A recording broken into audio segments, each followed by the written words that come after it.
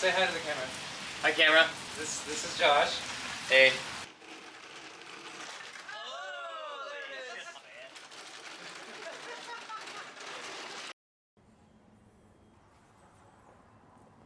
Bonjour. Hello. Greetings. And welcome. This episode concerns recent discoveries, especially those that have thrown a spanner into the works for us to have a friendly, well-working, and otherwise supportive BMW X5 that we all call the Grey Lady. Mais oui, c'est grave, c'est grave. Because I am slowly descending into madness, which is in no shorter because of what that thing has done to me over the last few days, we're gonna have some fun.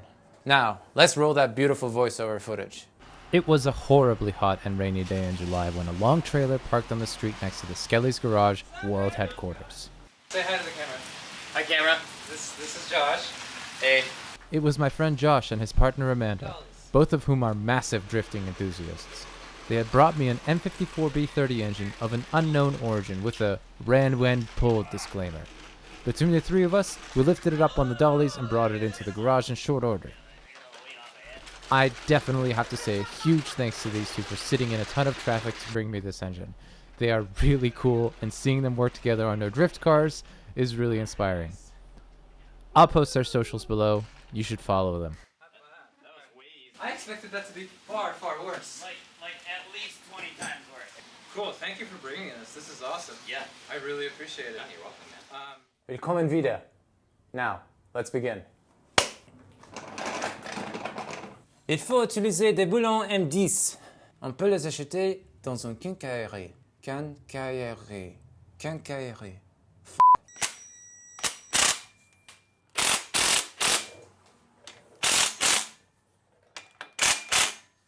Voilà. On peut lever le moteur.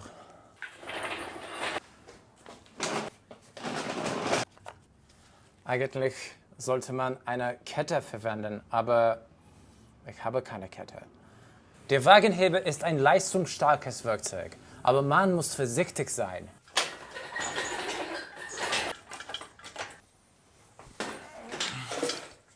Jetzt können wir den Hebel ziehen, bis der Motor beginnt, den Boden zu verlassen.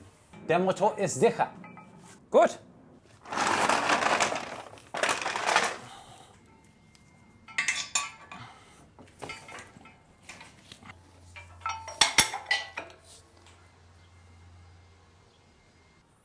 Und fertig. Der Motor steht auf dem Motorständer. This is not part of the engine lifting process. In fact, you should avoid it if at all possible.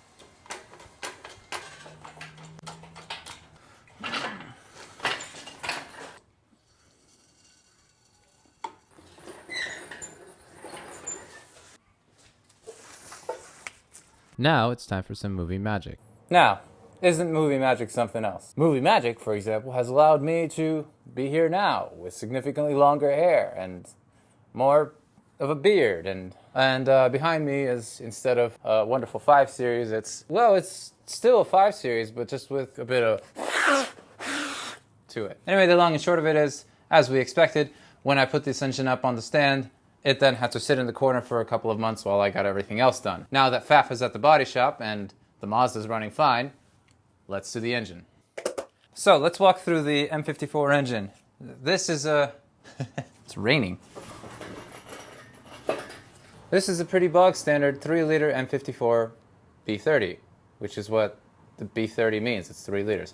Anyway, I have no idea how many miles are in this engine. I have no idea when it last ran, and the only thing that I do know is that it did at some point run, so that's encouraging. I got this engine in more or less complete condition. There's an intake manifold over there with a whole assortment of other things. Some of that might prove useful, but I mean, most of the parts in the intake side on the X5 are fairly new. However, we are going to have to swap a few things over from the X5 onto this engine block, assuming that this engine block tests out okay. Valve cover, I dropped the engine. You saw that. And when I did that, the valve cover broke.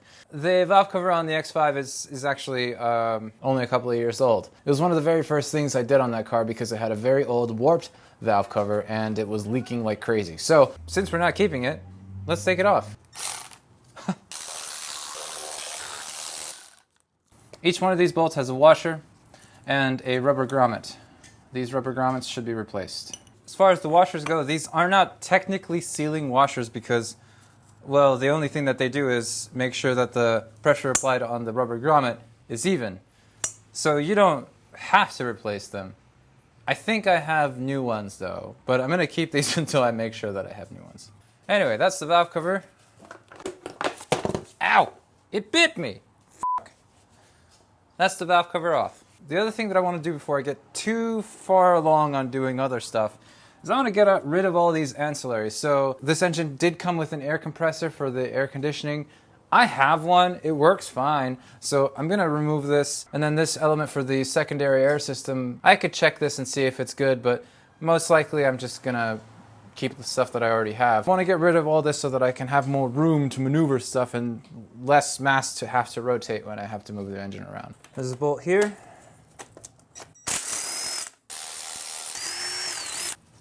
I'm going to release this tensioner. Are you ready to come off? Why do I pay for the BMW manual if I'm just not going to use it? These are the big questions. Oh, there's one more. All right, that's the air compressor off. Turns out we can't use this valve anyway because it's broken. I imagine that it probably suffered this when the engine fell. Don't drop your engine, kids. It's not good for you. Into the trash you go. Alrighty, now that the engine is more or less available for us to use and do things with, let's think about how we're going to proceed. I intend to take this engine apart completely. I want to take off the head, I want to take off the cams, I want to take off...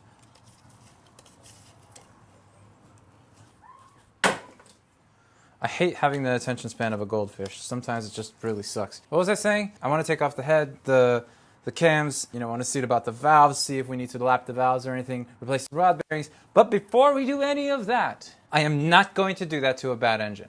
I'm not going to spend any more time than what I have already. Like, if this engine is not good, I ain't gonna f*** with it. The first thing that we need to do, in my view, is to take a borescope and look into the cylinders to make sure that we don't have aggressive scoring or anything like that. Then, once that's passed, then we can start taking off the head and taking a look at the valves. Here's the thing.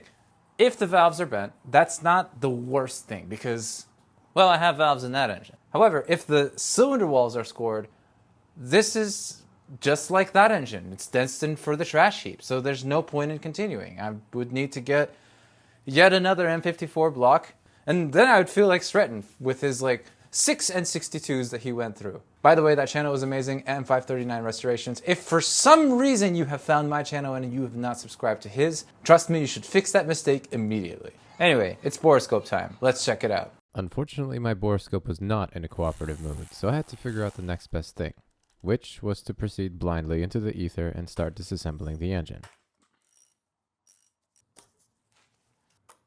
Disconnect the Vanos unit from the cams themselves. And one thing to remember is that this is a reverse threaded bolt, so it actually, you have to pretend you're tightening it. And now we should be able to remove the Vanos. There we go. And so we have the front of the M54 engine. We can take a quick look here at the guides and the chain itself. So none of the guides seem worn, but I have to look at what the actual, I bought new guides, but I don't want to use them if I don't have to. So I'm not going to if we don't need to. The only other thing that I want to do tonight is just maybe clean this up a little bit so that we can work on a clean surface and go from there.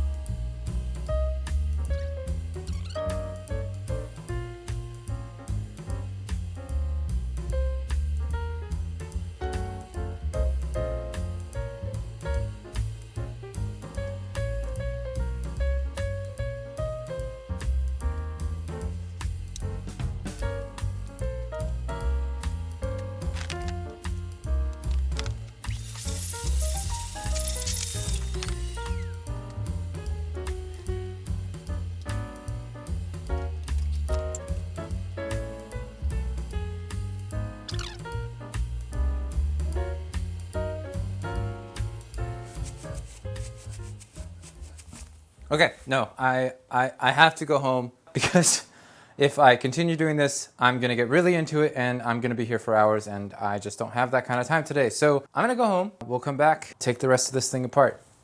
We got to loosen the tensioner here. The tensioner stayed together, so no danger of it shooting out, but still, sometimes if it's worn, it'll come apart and this spring will just shoot you. This one didn't, so that's good. Once you've removed the primary chain tensioner, you can push down the secondary tensioner just like so with hand pressure, and then if you have the tool, great, good for you. I don't, so I'm just using an Allen wrench to lock it in place. Gives us a little bit of slack. So, this is the Vanos unit. This sensor here, this is a cam sensor. It reads where the cam is based on the position of the gears on the camshaft. This is that sensor plate. We need to remove this.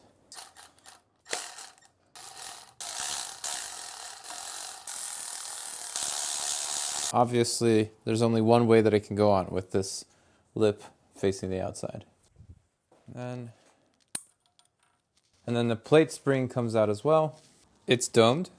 The dome faces outwards. Now we're going to remove the nuts on the inlet side.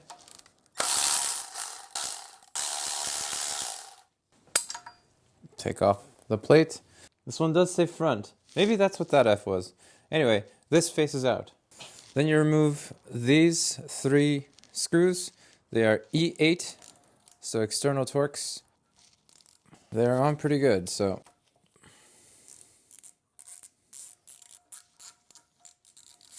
Alright, with that, the 2 gears should be able to come off.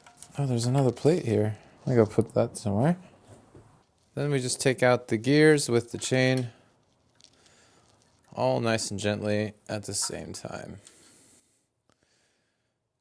Exhaust, intake, exhaust, intake, exhaust. Now let's remove the toothed shafts, first on the intake side, and then on the exhaust side, and the sleeve will come with it. Now we can remove the tensioner. The longer one goes on the front of the head, the other 2 shorter ones go on each side. And there's a super short one here. Out comes the tensioner. We took our Allen key back. I have a new one of these as well. I'm not going to toss it until I get to the point where I'm reinstalling it, just to make sure that the part that I bought is actually the part that I need. Back at the front of the engine again, we need to release these 3 pins. So 12 millimeters, let's just take them off.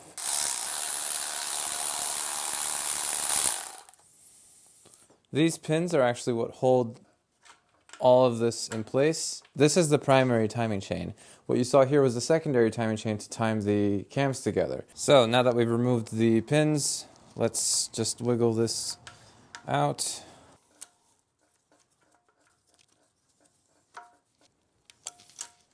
There we go. That comes out. And we'll just hang the timing chain there. All right, and we're going to do the same thing on the inlet side. Just like on the exhaust side, there is a cam sensor here as well. You can see it right here. That's the camshaft sensor for the intake side. This is the sensor wheel for that sensor. Now it was time to prepare to take the cams out. All right, it's still pretty hard to see on the camera, but this is the TDC mark that I made. I just highlighted it with Sharpie so that it's easier for me to see. The idea is basically we want to get to about 45 degrees off of the TDC mark. Obviously there's no timing happening here right now. We want to make sure that the piston doesn't just slap the valves. We're going to take this timing chain here. You got to just be nice with it. Take it off of the gear on the exhaust camshaft, and then we're just going to tie it back. Okay. So what this does is it just gets the timing chain out of the way. The reason I'm doing that is because BMW designed a special tool to lay over the top of the cam and with equal pressure remove the camshaft from the head. I don't have that tool. That tool is very expensive. However, the nice folks at German Auto Solutions GAS, have come up with an alternative way for us to have a working solution here. So we're going to follow that. We need a 24 millimeter wrench, which we put onto the hex drive of the cam, provided it fits. It's supposed to be 24.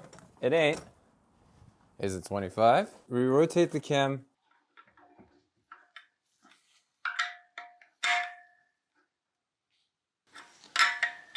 about 40-ish degrees that go this way. The way to tell whether we've achieved what we need to achieve is by looking at the height of the lifters at A3 and A5. They should be more or less identical. This is A3. This is the height of the lifters on A3. Let's go over to A5. That, I promise you, says A5. We look over there. I'd say that's pretty darn close. Okay, why are we doing that? When you put the cam into this position, only these two lifters are engaged. That is to say, these caps are all generally either under tension or not under tension, depending on what position of the stroke the cam is in. Right now, these two are in fact under tension, but this one, this one, this one, this one, and this one are not. It's a specific part of the cam's position which allows for that to happen. Now that we have secured the cam in the right position, I am free to remove all the caps except A1, A3, and A5.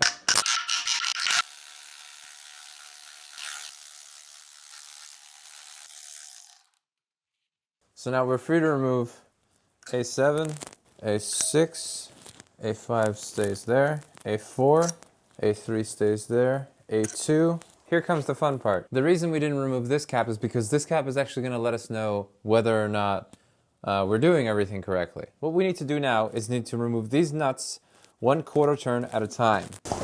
The easiest way to measure that you're doing 1/4 turn at a time is by starting at a horizontal position and then going to a vertical position. Okay, first 1/4 turn done. How are we looking here? Okay, we did the first 1/4 turns. Now we'll do another 1/4 turn.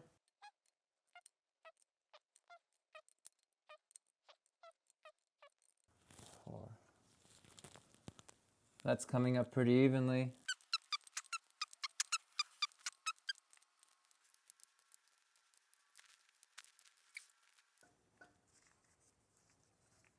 And let's take the A1, the A3 and the A5 out. There we go. Exhaust cam is out. Let's have a look at the bearings. Some BMW engines are known to eat cam bearings. Some BMW engines are known to eat rod bearings. Some BMW engines are known to eat vane bearings. Others still eat all of them. The M54 isn't really known for eating cam bearings. It does wear rod bearings, but honestly, these look fine. I don't see anything worth writing home about. And when I get a chance to take a look at the camshaft in good light, I'll be able to analyze that as well. Now we're going to need to do the same thing with the intake camshaft. But that's a problem for future Sam because current Sam is going home. I'm going to bag and tag these parts and then I'll come back and start getting a clearer picture about what purpose this engine is going to serve for us. Whether it's going to operate this BMW or it's going to sit in my living room or in my office as a centerpiece of failure. Now it was time to do the same thing on the intake side. All right, so on the exhaust side, we did everything except A3 and A5. On the intake side, we're doing everything except E4 and E6. Same process as before, we're just going to loosen everything except these two. And before I continue doing that, I'm just going to mark them just so that I don't do them. Okay. Now again, the only caps that have tension are these two. I'm going to remove the nuts on everything else except these two caps. Same process again. 1/4 turns. 1, 2, 3. 1, 2.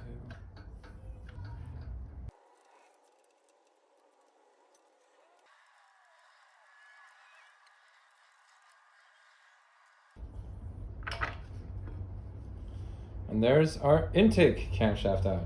We have these bolts to remove. There's 1, 2, 1 in here, and then there's 1 in here. This one's lovingly in oil at the moment, so that's good. And they are all E8 Torx.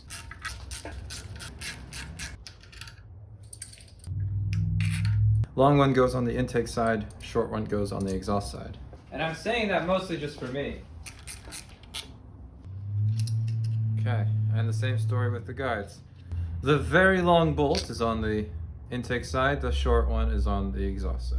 Now we can remove all of the head bolts. It is an E12 size, and the way we're going to do it, you can't just take them off willy-nilly. You have to take them off and put them on in a specific sequence, otherwise you risk, well, problems. According to the service manual, we start 1, 2, 3, 4, 5, 6, 7, 8, 9, 10, 11, 12, 13, 14. It's a little bit convoluted.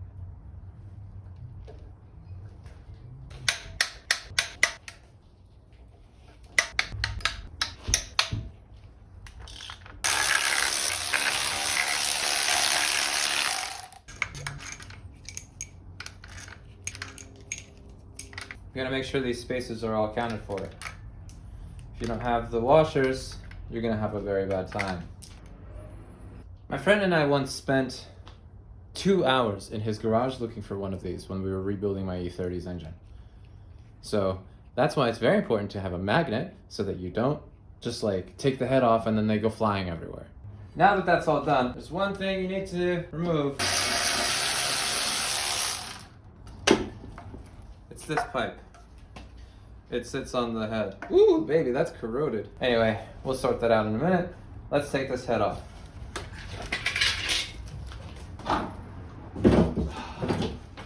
Remember earlier when I said I was gonna borescope this engine? It turned out that I couldn't. I don't know, it kept asking me to format the SD card. And I didn't have time to mess with it to figure it out. So, here's what we got. Honestly, there is some crap. Let me vac this out real quick.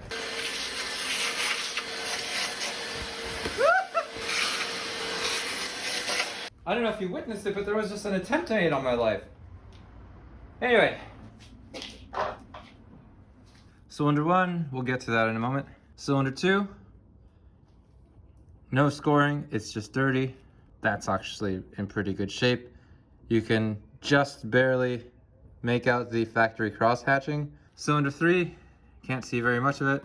Cylinder 4, the same, heat spots, but no scoring. Cylinder 5, honestly great. Again, we can still see some of the original cross hatching. Cylinder 6, can't see anything. Let's move some cylinders around. So we need to see cylinders 1, 3, and 6. I'm gonna hold the chain while I advance the engine so that I can look at these other cylinders better. All right, cylinder 1. Again, you can still see the factory cross hatching, which is really impressive. Cylinder 3, you still can't see. Cylinder 6, what is that? Let's have a look. Oh, it wipes off, it's just dirt. We'll obviously clean this engine thoroughly before we put it back together. All right, let's look at cylinder 3. Yeah, okay, this is good. So, what does this tell us? Well, honestly, this is probably the best outcome that I could have expected. These cylinders are in phenomenal shape. As far as they're concerned, everything's looking great. There are still things that can kill this block though, and we'll get to that once we take a little bit more apart. But this is the biggest one. This is one that I cannot fix. Almost everything else I can. Or rather, I can fix this, I'm just not really interested in doing so. Provided that the bottom end is in good shape, we can start putting things together. We'll get new rod bearings, new piston rings, the works. I have everything in those boxes over there. And that's all going to start, like, right now. Like, this episode is being released, and, like, I'm going to continue working on this. Because I don't want to drive FAF for another winter. In other words, if I want to be driving the X5 this winter, like I do, well, we better get a move on. Anyway, that's it for this week's episode. Thank you so much for watching. I really appreciate that you're here and following this journey. A special word of thanks as always to my Patreon subscribers. Thank you, you're the best. Remember to follow Skelly's Garage on Instagram if you want to see more frequent updates. There's a lot of stuff going on, and most of it makes it to the channel eventually, but not always. Anyway, my name is Sam, across from me is the Gray Lady, and this is Skelly's Garage. We'll see you next week. Ew! This engine is fucking gross.